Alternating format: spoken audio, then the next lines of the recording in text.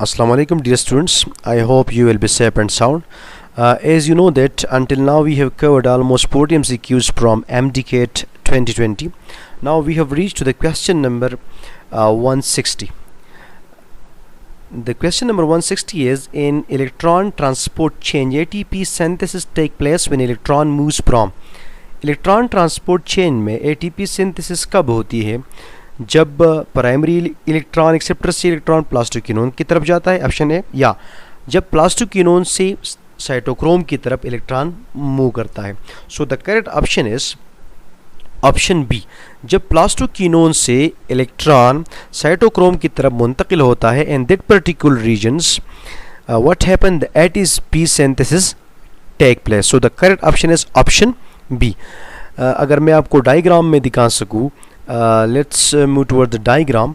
तो अगर आप ये देख रहे हैं, इस प्लास्टोक्विनोन से जब इलेक्ट्रॉन मूव कर जाता है साइटोक्रोम की जानिब, from this one toward this cytochrome, so what happen, ATP synthesis take place. So the correct option is option B. The ATP synthesis will take place when electron moves from the plastoquinone to cytochrome. Let's move toward the next question. The next question is question number 161. Law of independent assortment states. Law of independent assortment क्या कहता है? So law of independent assortment कहता ये है, आपको पता है कि मेंडल की 4 लॉ आपने पढ़े हैं, law of factor, law of dominance, law of segregation and law of independent assortment. According to the law of independent assortment, law of independent assortment said that each pair of allele assort independently of other allele during gamete formation. यानी gamete formation के दौरान क्या होगा, एक allele बला इन्हिसार दूसरी allele के साथ एसोसिएट होगा. फॉर एग्जांपल ये आर, जो कैपिटल आर और स्मॉल आर, और जो कैपिटल वाई और स्मॉल वाई, ये 2 एलील है. तो लॉ ऑफ इंडिपेंडेंट असॉर्टमेंट के मुताबिक ये कैपिटल आर, ये डोमिनेंट एलील जब गीमीट बनेगा तो ये कैपिटल वाई के साथ भी गीमीट बना सकता है, ऐसा भी गीमीट बन सकता है जिसमें कैपिटल आर और कैपिटल वाई हो. लेकिन ऐसा भी मुमकिन है कि कैपिटल आर और स्मॉल वाई क्या बना ले, गीमीट बना ले. सो ये लाजमी नहीं है अकॉर्डिंग टू दिस लॉ कि अगर एक गीमीट के डोमिनेंट एलील के साथ ज़रूर या लाजमन जो है डोमिनेंट एलील आएगा. यानी डोमिनेंट के साथ डोमिनेंट भी आ सकता है और डोमिनेंट के साथ रेसिसिव एलील भी आ सकता है. जैसा कि आप देख रहे हैं, कैपिटल एक डोमिनेंट है तो उसके साथ कैपिटल वाई भी आ सकता है और स्मॉल वाई भी आ सकता है. So the correct option is option ए. अगर हम ये दूसरी ऑप्शंस की तरफ देख लें तो बी नंबर ऑप्शन क्या कहता है कि that allele of each pair of contrasting trait have unequal probability to assort with allele of other pair. No, it's wrong. Allele of each pair of contrasting trait have equal probability to, ये unequal probability नहीं है, equal probability to assort with allele of other pair. So इसलिए ये wrong है. Option C इसलिए गलत है कि that the coexisting allele from each trait segregate from each other at the meiosis at the gamete reach gamete ratio. तो ये तो लॉ ऑफ सेग्रीगेशन, ये तो फर्स्ट लॉ है. लॉ ऑफ इंडिपेंडेंट असॉर्टमेंट ये नहीं है. और D option the pertain to inheritance of single trait monohybrid, so ये भी गलत है. So the correct option is option A. Law of independent assortment क्या कहता है कि ये जो एलील की पेयर है, ये इसमें ज़रा स्पेलिंग मिस्टेक भी इधर हुई है, लेट मी करेक्ट इट. ये पेयर है, अच्छा जी, FEAIR, अच्छा जी. तो allele law of independent assortment के मुताबिक allele of each pair of allele assort independently. ये 2 एलील जो है, let's suppose these are the 2 allele, या आप ले लिए कैपिटल आर और स्मॉल आर, या आपने ये ले लिए कैपिटल वाई और स्मॉल वाई. तो ये जो डिफरेंट एलील्स है, फॉर एग्जांपल ये और ये, तो ये कैपिटल आर इस कैपिटल वाई के साथ भी गीमीट बना सकता है. ऐसा गीमीट भी मुमकिन है जिसमें कैपिटल आर और कैपिटल वाई हो, लेकिन ये भी मुमकिन है कि कैपिटल आर स्मॉल वाई के साथ क्या बना ले, gamete. So these are the equal chance that the capital or the dominant allele may form the gamete with the dominant allele, and the dominant allele may also have equal chances to form the gamete with the recessive allele. So the correct option is option A. Let's move towards the next question. The next question is question number 162. Question is phenotype आपको पता है कि the appearance of a trait को कहते हैं। So the correct option is option C, यानी एक होता है जीनोटाइप, एक होता है फिनोटाइप। जीनोटाइप आपको पता है कि जेनेटिक मेकअप ऑफ ऑर्गेनिज्म को कहते हैं, और फिनोटाइप उसकी अपीयरेंस ऑफ अ ट्रेट को कहते हैं। So the correct option is option C, the appearance या the form of appearance of a trait is called phenotype. Let's move towards the next question. Question number 163 is incomplete dominance. Complete dominance में क्या होता है? Different alleles of a gene are both expressed in heterozygous condition. Yani the question number 163 is, let me write the question number, let me highlight it. The question number 163 is in complete dominance. Complete dominance में क्या होता है? Different alleles of a gene are both expressed in heterozygous condition. क्या heterozygous condition में दोनों gene expressed होंगे? तो ये तो आपको पता है कि किस कंडीशन में होता है, जब ये कोडोमिनेंस में होता है।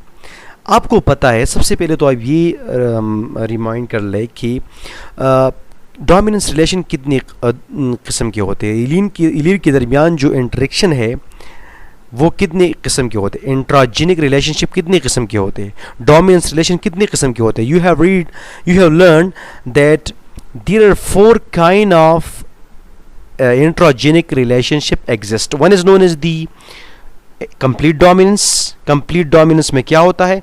अगर ये 2 एलील है, कैपिटल आर और स्मॉल आर, और कैपिटल आर स्मॉल आर के इफेक्ट को मुकम्मल तौर पर मास्क कर ले, हाइड कर ले, तो ये रिलेशन क्या कहलाएगा? This relation will be known as the complete dominance. अगर दोनों एलील एक्सप्रेस्ड हो, ए भी एक्सप्रेस्ड हो, बी भी एक्सप्रेस्ड हो, this relation is known as the codominance. और अगर ये दोनों का असर ज्यादा हो तो this is called over dominance.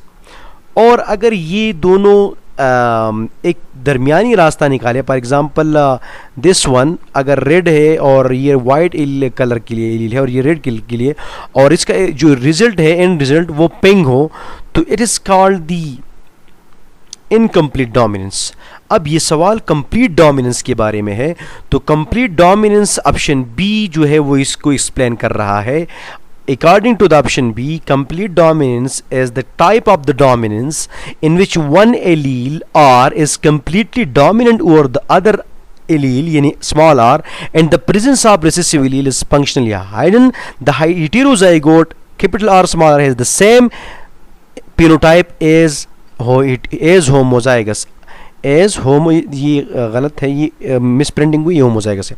इस जुमले का मकसद ये है कि इसमें क्या होगा, जिस तरह की होमोजाइगस कैपिटल आर और कैपिटल आर की फिनोटाइप है, कंप्लीट डोमिनेंस में ये फिनोटाइप हेटेरोजाइगस कंडीशन का भी होगा। यानी ये फिनोटाइप कैपिटल आर और स्मॉल आर का उसी तरह का फिनोटाइप होगा, उसी तरह का फिजिकल अपीयरेंस होगा जिस तरह की होमोजाइगस डोमिनेंट की है। What does it mean? Capital R और कैपिटल आर की जो फिनोटाइप है वो कैपिटल आर और कैपिटल और स्मॉल आर की होगी, यानी होमोजाइगस और हेटेरोजाइगस की इफेक्ट सेम होगी। Such kind of relationship is called complete dominance. So the correct option is option B. Question number 164 is, let me highlight it, which one of the following is found both in messenger RNA and DNA of mammalian cell? Question का मतलब ये है कि इनमें से कौन सी character ऐसी है जो कि मैमेलियन सेल की मैसेंजर आरएनए और डीएनए दोनों में पाया जाता हो। तो ऑप्शन ए है डबल हेलिकल स्ट्रक्चर। तो आपको पता है कि ये डीएनए में होता है डबल हेलिकल स्ट्रक्चर, यानी और आरएनए में नहीं होता। As you know that DNA is just like that, double helical structure है डीएनए का, आरएनए तो सिंगल स्ट्रैंडेड है, इट इज लाइक दैट। तो ऑप्शन डी ए जो है ये इसलिए रॉन्ग है कि ये डीएनए में तो होता है डबल हेलिकल स्ट्रक्चर लेकिन आरएनए में नहीं होता। और हमें सवाल में हमसे क्या पूछा जा रहा है, what they are asking about the common thing between DNA and RNA. Ribose sugar जो है ये आपको पता है कि आरएनए में होता है, डीएनए में नहीं होता, क्योंकि डीएनए में तो डीऑक्सीराइबोज होता है। इस तरह का एक शुगर होता है, let me try it over here, जहाँ पर कार्बन नंबर 2 पर दोनों साइड पर हाइड्रोजन हो और यहाँ पर जो O है वो मौजूद ना हो। थायमीन आपको पता है कि ये सिर्फ डीएनए में होता है, आरएनए में तो थायमीन की जगह क्या होता है, यूरेसिल होता है। थायमीन डीएनए में होता है और आरएनए में इसकी जगह यूरेसिल होता है। So the correct option is option D. Option D इसलिए करेक्ट ऑप्शन है कि आपको पता है चाहे वो डीएनए हो या आरएनए हो, उसका जो बैकबोन है, दिस बैकबोन, चाहे ये डीएनए का बैकबोन हो या आरएनए का हो, तो ये किससे बनता है, it is form from the sugar phosphate.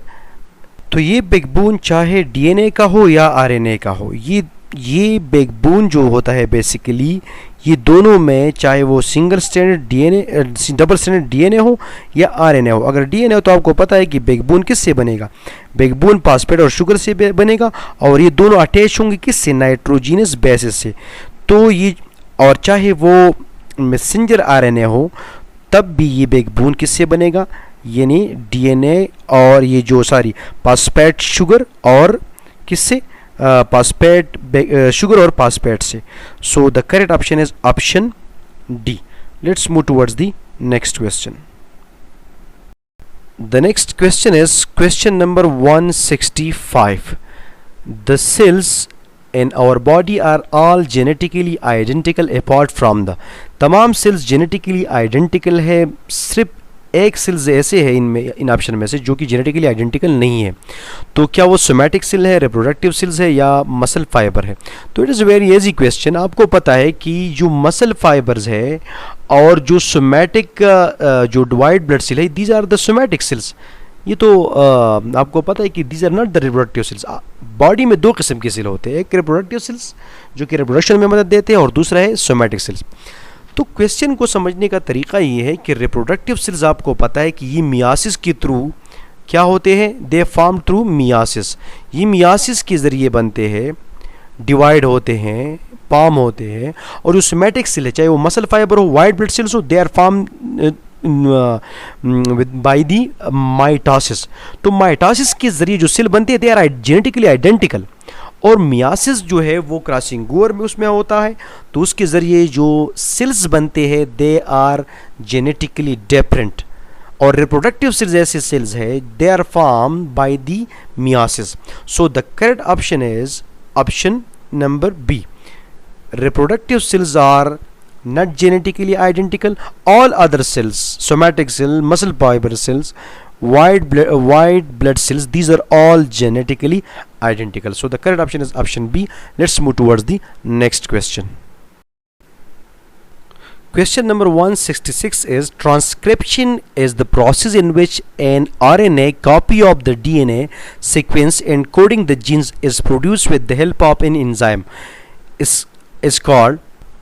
तो क्वेश्चन का मकसद ये है कि आरएनए से जब डीएनए से सारी जब आरएनए की कॉपी बनती है तो इसमें कौन सा एंजाइम जो है वो दरकार होता है, या कौन सा एंजाइम ऐसा है जो इस प्रोसेस को कैटालाइज करता है। So the correct option is option B.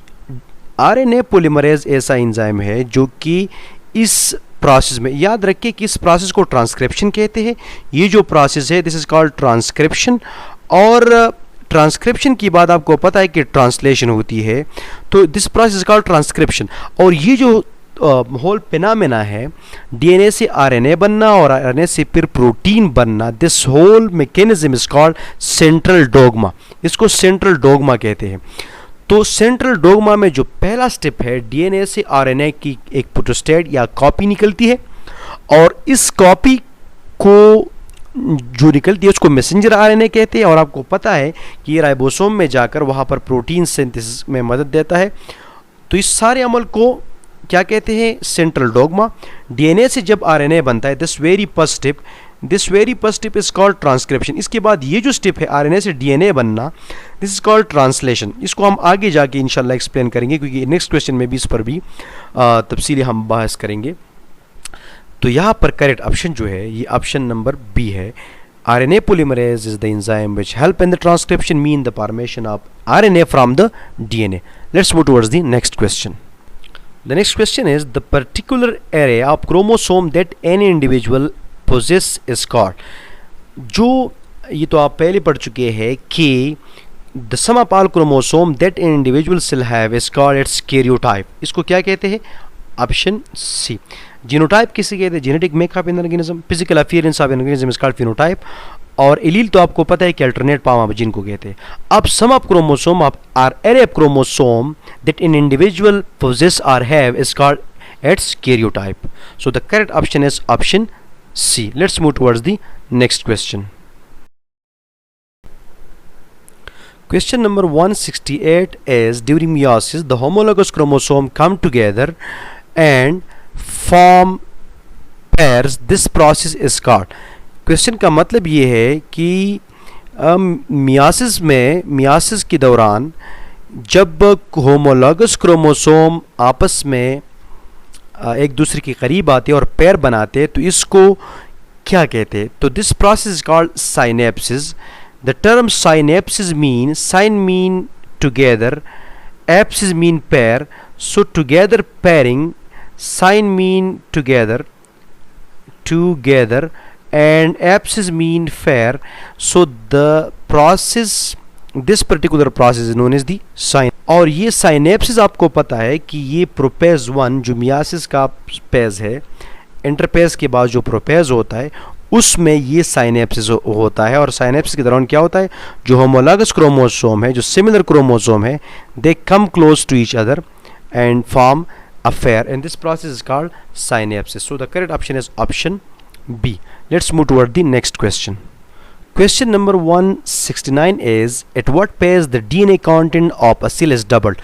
कौन से पेज में DNA content डबल होंगे? सेल डिवीजन हो रहा है तो कौन से पेज में? तो it is the interphase. असल में ये सवाल सम टाइम थोड़ा इसको ट्रिकी बनाते हैं। तो वो इंटरपेज की वो सब पेज यानी इस पेज के बारे में पूछते हैं। आपको पता है interpage is consist of 3 pages, S page, G1 page, G2 page. So interpage की इस पेज में क्या होता है? जो डीएनए डुप्लीकेशन एक प्रोसेस है वो हो जाता है और डीएनए डुप्लीकेशन के नतीजे में डीएनए कंटेंट जो है वो डबल होता है। So the correct option is option B. Interphase is the phase in which the DNA content of a cell get doubled. Let's move towards the next question. Question number 1670 is which statement correctly describe transcription of DNA? कौन सा process transcription of DNA को correctly represent करता है? तो मैंने पहले आपको बताया कि ट्रांसक्रिप्शन एक ऐसा अमल है जिसमें क्या होता है? जिसमें ये जो डीएनए है इससे आरएनए, मैसेंजर आरएनए बनता है। This process is called transcription. Transcription किसी कहते हैं? इस प्रोसेस को कहते हैं जिसमें मैसेंजर आरएनए का बनना डीएनए से। तो the correct option is option D, not D, sorry, option B, this one. Let me draw it. The option B is it produce the RNA. आपने जिस तरह डायग्राम में देखा कि क्या प्रोड्यूस करता है? मैसेंजर आरएनए प्रोड्यूस करता है। So the correct option is option B. It is a process by which messenger RNA is produced.